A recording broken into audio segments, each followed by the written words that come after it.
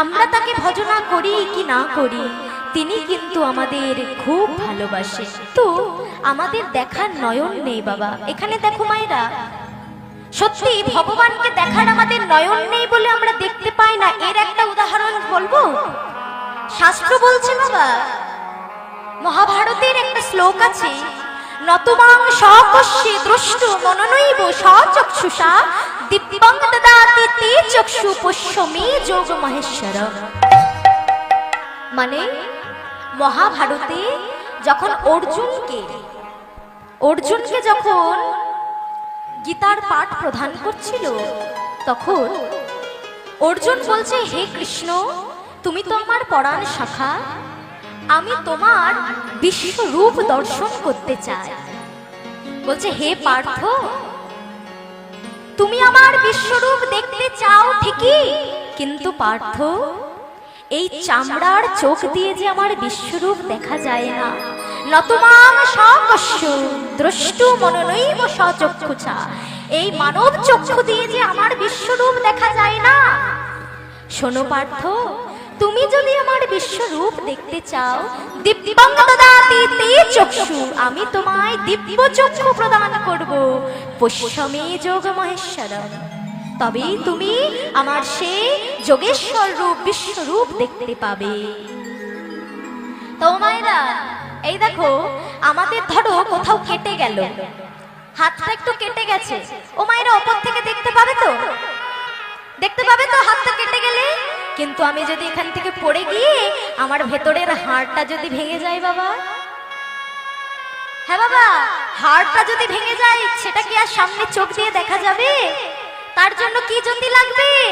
X-ray, x রশ্মি লাগবে। তার জন্য একটা রশ্মি আছে ডাক্তারি ভাষায়, সেটা দিয়ে দেখতে হবে, তবে বোঝা যাবে আমার হাড়টা ভেঙে গেছে।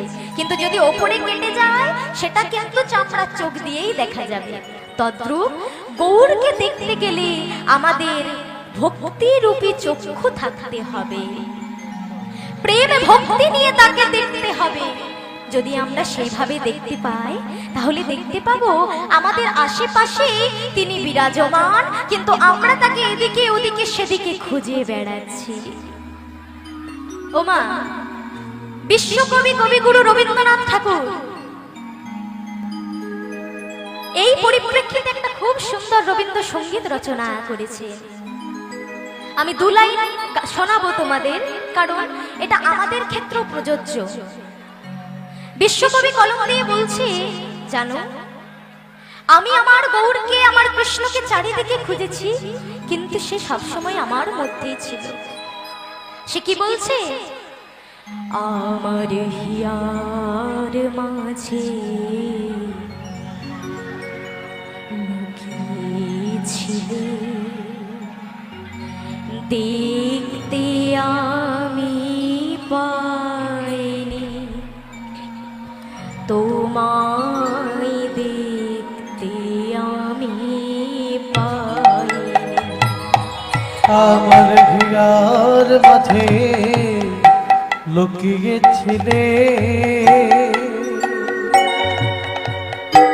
দেখতে আমি পাইনি, তোমায় দেখতে আমি পাই। কি বলছো? আমার হিয়ার মাঝে লুকিয়েছিলে, দেখতে আমি পাইনি, তোমায় দেখতে আমি পাইনি। ওগো বাহির পানে চোখ মেলেছি, বাহির পানে চারিদিকে খুঁজেছি তোমায়, বাহির পানে চোখ মেলেছি, বাহির পানে আমার হৃদয় পানে চাইনি আমার। ও মায়েরা, দেখো, সত্যি তো আমাদের মনের মধ্যে গৌর সুন্দর বিরাজমান, ভগবান বিরাজমান, কিন্তু আমরা কি করি? সকাল থেকে সন্ধ্যা উপোস করি, এদিক ওদিক মন্দিরে গিয়ে শিবের মাথায় জল ঢালি, কিন্তু ঘরে আমাদের পিতা মাতা রূপী ভগবানকে আমরা না খাইয়ে রেখে দিই। মন্দিরে মন্দিরে কিন্তু মনের মন্দিরে এক ভগবান রয়ে যায়, আর ঘরে আমাদের পিতামাতা রূপী এক ভগবান রয়ে যায়। আমরা তাদেরকে ভুলে যাই, কিন্তু তারা আমায় ভোলে না।